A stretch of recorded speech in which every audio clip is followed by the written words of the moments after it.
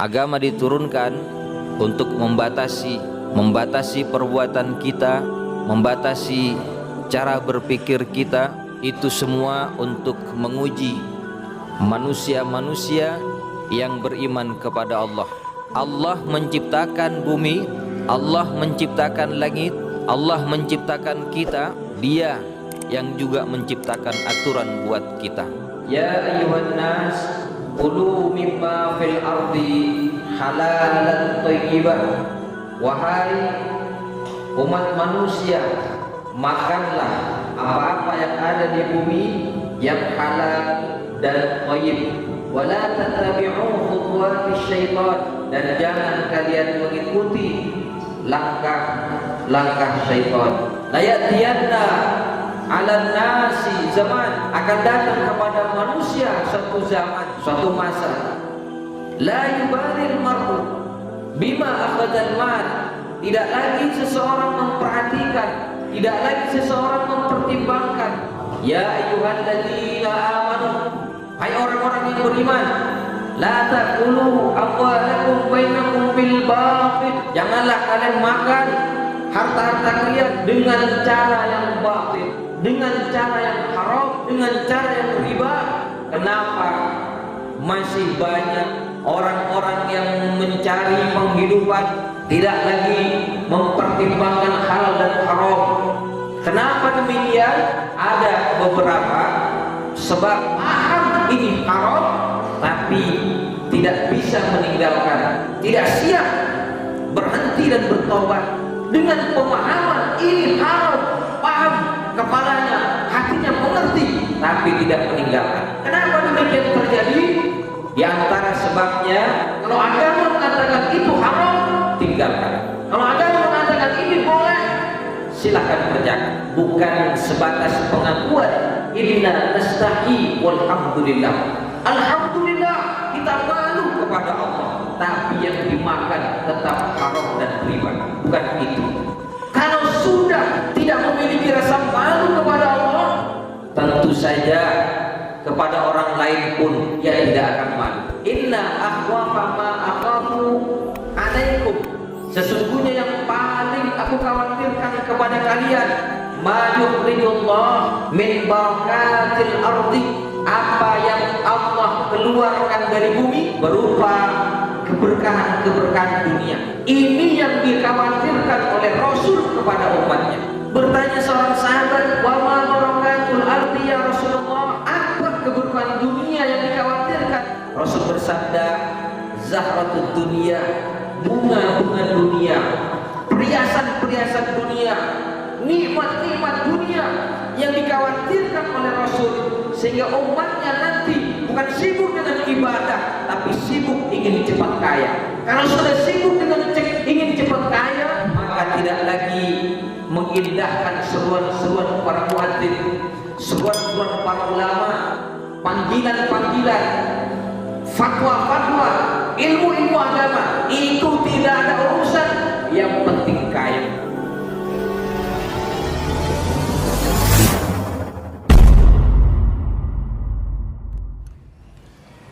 Assalamualaikum warahmatullahi wabarakatuh. Alhamdulillah, nahmaduhu wa nasta'inuhu wa nastaghfiruh, wa na'udzu billahi min syururi anfusina wa sayyiati a'malina, may yahdihillahu fala mudhillalah wa may yudlilhu fala hadiyalah. Nashhadu an la ilaha illallah wa nashhadu anna Muhammadan abduhu wa rasuluh.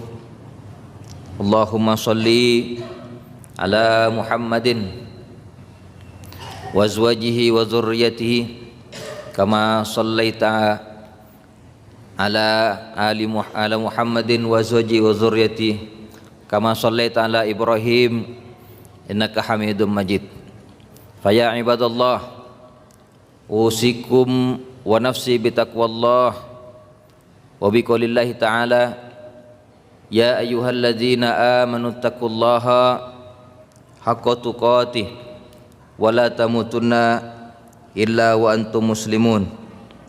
Ya ayyuhan nas ittaqu rabbakum allazi khalaqakum min nafsin wahidah wa khalaqa minha zawjaha wa bassa minhuma rijalan katsiran wa nisaa wattaqullaha allazi tasaaluna bihi wal arham innallaha kana alaikum raqibah. Ma'asyiral muslimin rahimakumullah. Sebagai orang yang beriman kepada Allah, kita semua percaya bahwa agama diturunkan oleh Allah untuk mengatur kehidupan, dan agama diturunkan untuk membatasi perbuatan kita, membatasi cara berpikir kita. Tentu saja itu semua untuk menguji manusia-manusia yang beriman kepada Allah.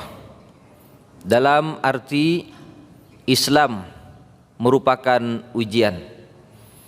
Kalau kita percaya kepada Islam, kita tentu hidup tidak sembarangan, harus mengikuti aturan yang telah ditentukan oleh Allah. Karena itulah Allah menciptakan bumi, Allah menciptakan langit, Allah menciptakan kita. Dia yang juga menciptakan aturan buat kita. Ketika kita hidup di bumi ini, tidak boleh bertindak menurut hawa nafsu kita. Memang kita diberikan akal, tentu akal yang benar akan mengikuti apa yang telah digariskan oleh Allah Subhanahu wa taala. Termasuk yang telah digariskan oleh Allah dalam hal yang kita cari, rizki yang kita kejar, rizki yang kita makan, yang kita pakai, yang kita jadikan sarana dalam kehidupan ini untuk bisa melanggengkan kehidupan di dunia yang nanti bisa menghantarkan pada kehidupan di akhirat yang abadi. Karena itu Allah Subhanahu wa taala mengingatkan kepada kita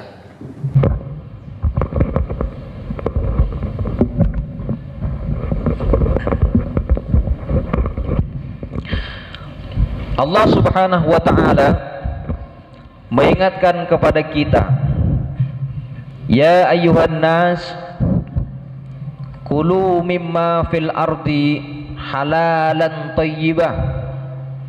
Wahai umat manusia, makanlah apa-apa yang ada di bumi yang halal dan thayyib. Wala tattabi'u khutuwatis syaitan, dan jangan kalian mengikuti langkah-langkah syaitan.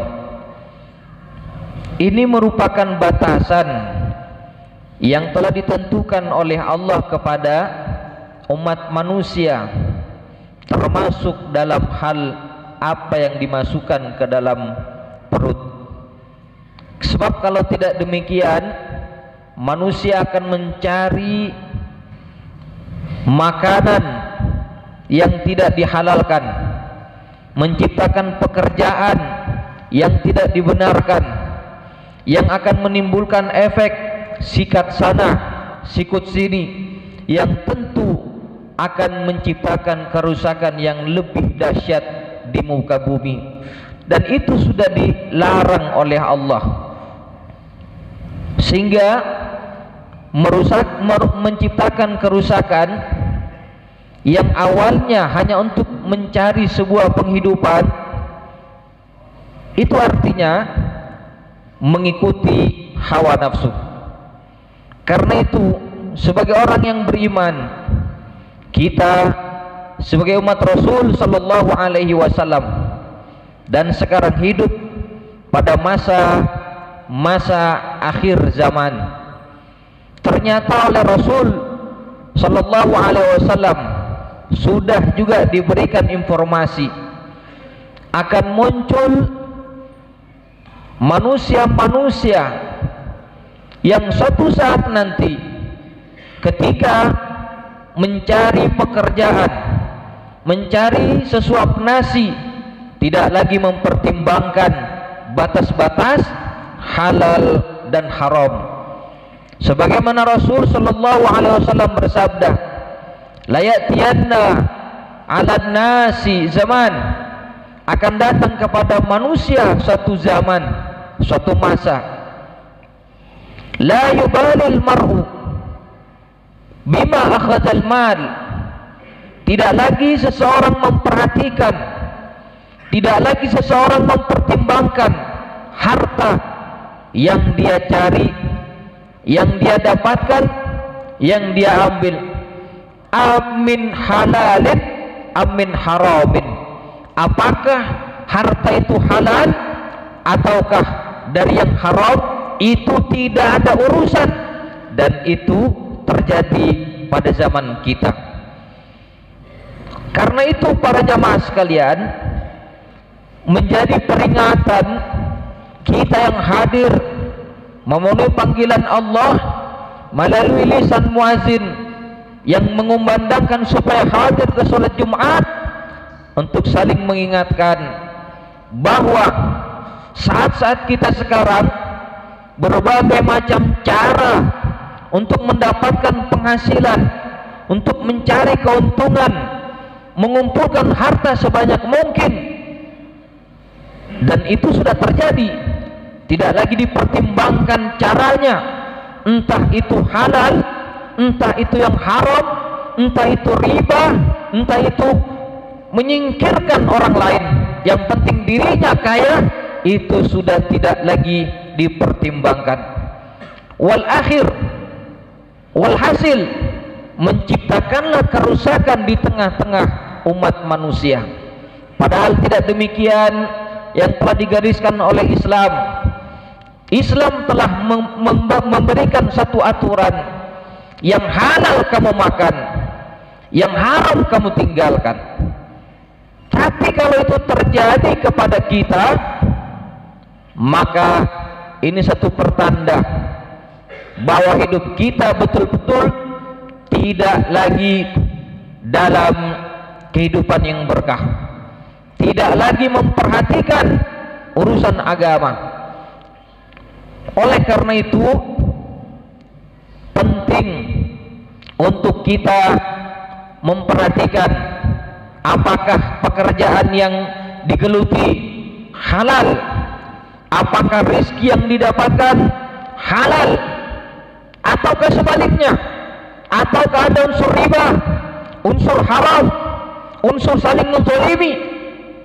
Maka mari kita merenungi firman Allah, ya ayyuhalladzina amanu, hai orang-orang yang beriman, la ta'kulu amwalakum bainakum bil batil, janganlah kalian makan harta-harta kalian dengan cara yang batil, dengan cara yang haram, dengan cara yang riba, dengan cara yang saling membuat trik-trik mencari keuntungan. Tapi sebenarnya kalau dikaji secara fikih Islam, ini ada unsur haram dan riba. Illa an takuna tijaratan antara minkum, kecuali kalau memang itu sebuah perdagangan, perniagaan, bisnis yang saling menguntungkan, yang saling meridai, dan itu hukumnya halal. Wala taqtulu auladakum wala taqtulu bainakum, dan jangan kalian saling membunuh di antara kalian. Jangan saling menjatuhkan, yang penting mendapatkan keuntungan sendiri, meskipun orang lain terjebak kepada kemelaratan, terjebak kepada kemiskinan. Innallaha kana bikum rahimah, karena Allah maha pengasih kepada kalian. Wa may yaf'al dzalika udwana wa zulman, dan barang siapa yang melakukan dengan dasar kezaliman, dengan dasar saling memusuhi, fasaufa nuslihi nara, maka kami akan masukkan ke dalam neraka. Wa kana dzalika 'ala Allah yasira, dan itu bagi Allah sangatlah mudah. Tapi sebagai bentuk ujian dari Allah, kita semua dihadapkan pada berbagai macam persoalan-persoalan. Di depan kita banyak pekerjaan-pekerjaan, ada yang halal, ada yang haram, banyak pendapatan-pendapatan yang bisa kita ciptakan. Mungkin di saat sekarang yang kita kerjakan oleh Allah tidak dicegah, tapi iman yang kita miliki inilah yang akan menentukan apakah memilih yang haram ataukah bertahan dengan yang halal, meskipun secara keuntungannya mungkin sedikit. Karena itulah yang menentukan adalah iman kita kepada Allah, rasa takut kita kepada Allah, rasa malu kepada Allah, yang akan menentukan dalam mencari rizki dan penghidupan. Lalu para jamaah, kenapa masih banyak orang-orang yang mencari penghidupan tidak lagi mempertimbangkan halal dan haram? Kenapa demikian? Karena itulah para ulama telah menyimpulkan ada beberapa sebab. Kadang terjebak kepada yang haram, tahu ini hukumnya riba, paham ini haram, tapi tidak bisa meninggalkan, tidak siap berhenti dan bertaubat. Dengan pemahaman ini haram, paham kepalanya, hatinya mengerti, tapi tidak meninggalkan. Kenapa demikian terjadi? Di antara sebabnya, kata Rasul sallallahu alaihi wasallam dalam sebuah riwayat, Rasul bersabda, istahyu minallahi ta'ala, kalian malulah kepada Allah Ta'ala. Qulna, para sahabat berkata, ya Rasulullah, inna nastahi, walhamdulillah, kami memiliki rasa malu kepada Allah, alhamdulillah. Rasul bersabda, laisa dzaka, bukan itu maksudnya, walakinnal istihya minallahi haqqul haya, tetapi rasa malu kepada Allah yang sebenar-benar malu, antahfadhar ra'sa wa ma wa'a, kamu menjaga kepalamu dan apa yang dipahami oleh kepalamu, dipahami oleh otakmu, ada halal, ada haram, kamu jaga itu.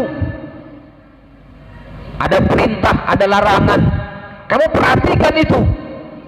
Wal batna wa ma hawa, dan kamu menjaga perut dan apa yang ada dalam perut, yang masuk ke dalam perutmu, halalkah atau haramkah, kamu jaga itu.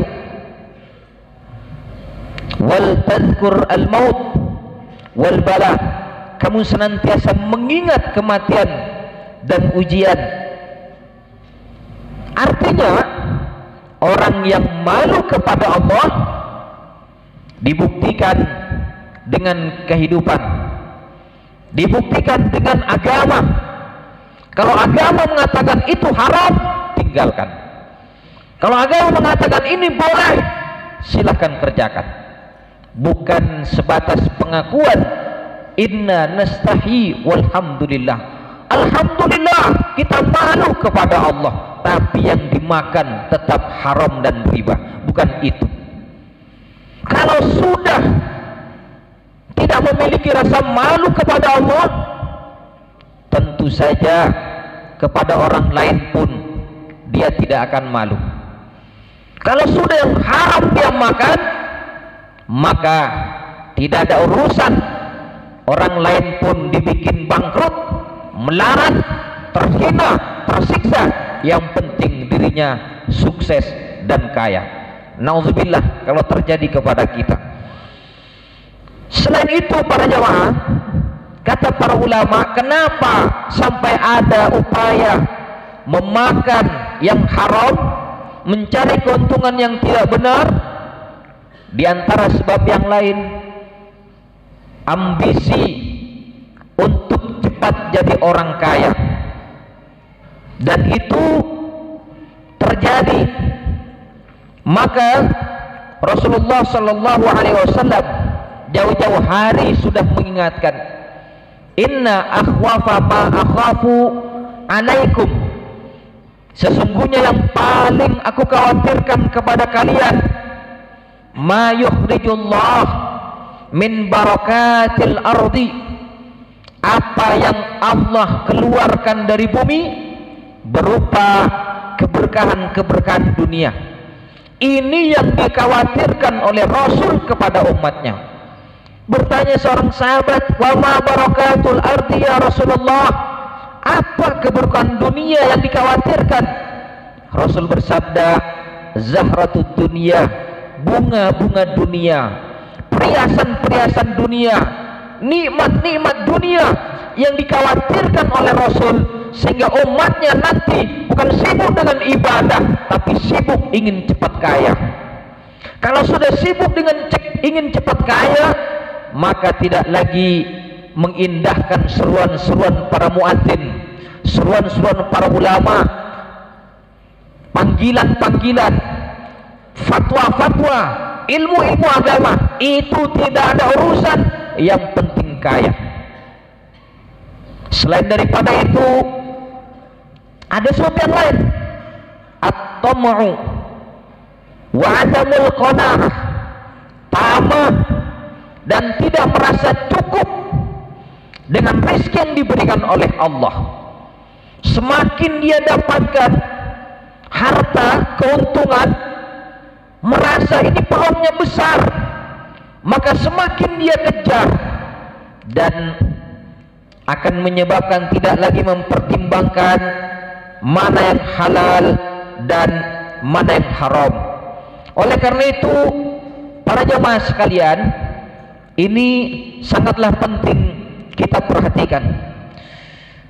Jangan sampai dalam jiwa kita, diri kita ada ketamaan terhadap dunia, ada kerakusan dan belum merasa cukup dan puas rizki yang diberikan, padahal sudah terpenuhi kebutuhan sehari-hari. Kalau itu sampai ada, maka kita akan merasa kurang. Padahal Nabi mengatakan, kalau seorang hamba diberikan nikmat, satu dunia diberikan, ingin dua dunia, dua dunia dia berikan, ingin tiga dunia. Kecuali sempal perut mulutnya dengan pasir, baru dia merasa cukup. Oleh karena itu, nikmatilah pemberian Allah, merasa puaslah meskipun sedikit, apalagi banyak, dan jangan sampai tertanam tamak dan rakus, karena itu akan menyebabkan dia tidak lagi mempertimbangkan halal dan haram. Yang penting,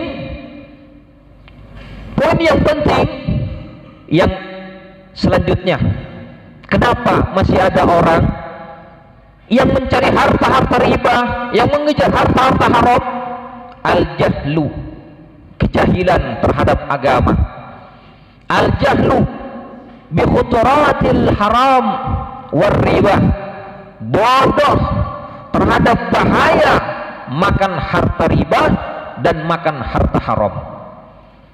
Karena itu sudah ada ilmu agamanya, tinggal kita mempelajari, tinggal kita ikut-ikut pengajian, majelis-majelis ilmu, sehingga kalau tahu kita ini haram, buat apa dipertahankan?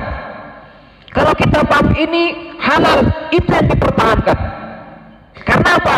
Berkaitan dengan ibadah, berkaitan dengan kita dengan Allah, hubungan Allah kita dengan Allah, dan juga berkaitan hubungan kita dengan sesama. Kalau harta haram yang kita makan, ternyata doa-doa dan ibadah-ibadah, amal-amal soleh tidak diterima oleh Allah Subhanahu wa ta'ala. Disampaikan oleh Nabi dalam sebuah hadis, ayyuma mrin, orang siapapun orang, nabata lahmuhu minas sukhti war riba, dagingnya tumbuh dari yang haram dan riba, yang dimakan haram, yang dimakan riba, siapapun dia, kata Nabi, fannar aula bihi, maka neraka berhak untuk dia masuki, bukan masuk ke dalam surga. Meskipun ibadahnya hebat, tapi yang dia makan haram tidak diterima oleh Allah Subhanahu wa ta'ala. Di samping itu, orang yang makan haram dan riba, doa-doanya pun tidak akan sampai ke langit, tidak akan diterima oleh Allah Subhanahu wa ta'ala. Karena itu Rasulullah SAW ketika memberi nasihat kepada sahabat Sa'ad bin Abi Waqqas, dia minta, Sa'ad, ya Rasulullah, doakan aku kepada Allah agar menjadi orang yang mustajab doa.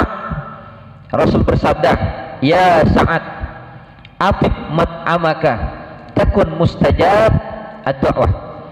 Kamu perbaiki makanmu, yang haram kamu makan, yang haram kamu tinggalkan, yang halal kamu makan, yang riba jangan kamu masukkan dalam perutmu, maka kamu akan menjadi orang yang mustajab doanya. Lalu kata Nabi selanjutnya, walladzi nafsi biyadi, demi Allah yang jiwaku ada di tangannya, tidaklah seseorang memasukkan sepotong daging ke dalam perutnya, ma yutaqabbalu minhu, maka tidak diterima darinya amalnya selama 40 hari. Nauzubillah. Semoga ini menjadi peringatan buat kita semua, wabil khusus saya sendiri, karena akhir-akhir zaman sekarang ini memang sudah tidak lagi mempertimbangkan halal dan haram. Tidak itu orang soleh, tidak itu ulama, tidak itu siapapun, kalau sudah lupa kepada hukum-hukum agama, maka orang soleh bisa berbuat curang, ulama bisa berfatwa yang haram dirubah menjadi yang halal, apalagi orang-orang awam.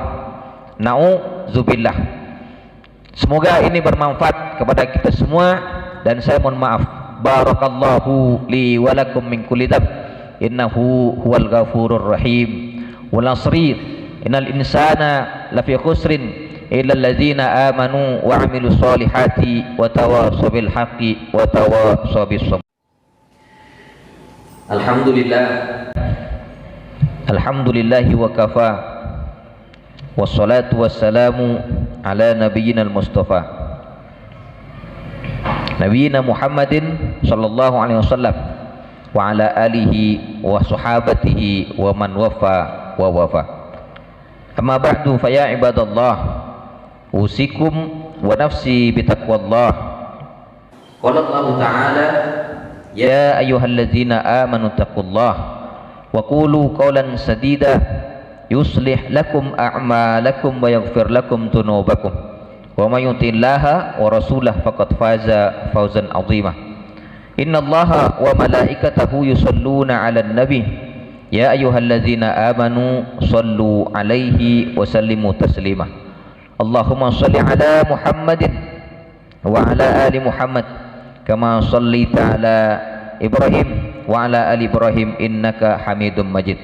Allahumma ighfir lana dzunubana wa li ikhwanina alladzina sabaquna bil iman wa la taj'al fi qulubina ghillan lil ladzina amanu rabbana innaka ra'ufur rahim. Allahumma inna zalamna anfusana wa illam taghfir lana wa tarhamna lanakunanna minal khasirin. Allahumma inna nas'alukal huda wat tuqa wal afafa wal ghina. Allahumma inna nas'aluka al-afiyata at-tammah wa shifal ajil lana wa li jamil muslimin wal muslimat. Rabbana hab lana min azwajina wa dhurriyyatina qurrata a'yun waj'alna lil muttaqina imama. Rabbana la tuzigh qulubana ba'da idh hadaitana wa hab lana min ladunka rahmah innaka antal wahhab. Rabbana innaka jami'un nas liyaumin la raiba fihi innallaha la yukhliful mi'ad. Rabbana atina fid dunya hasanah wa fil akhirati hasanah wa qina adzabannar. Wa sallallahu ala nabiyyina Muhammad wa ala alihi wa sahbihi walhamdulillahi rabbil alamin. Aqimissalah.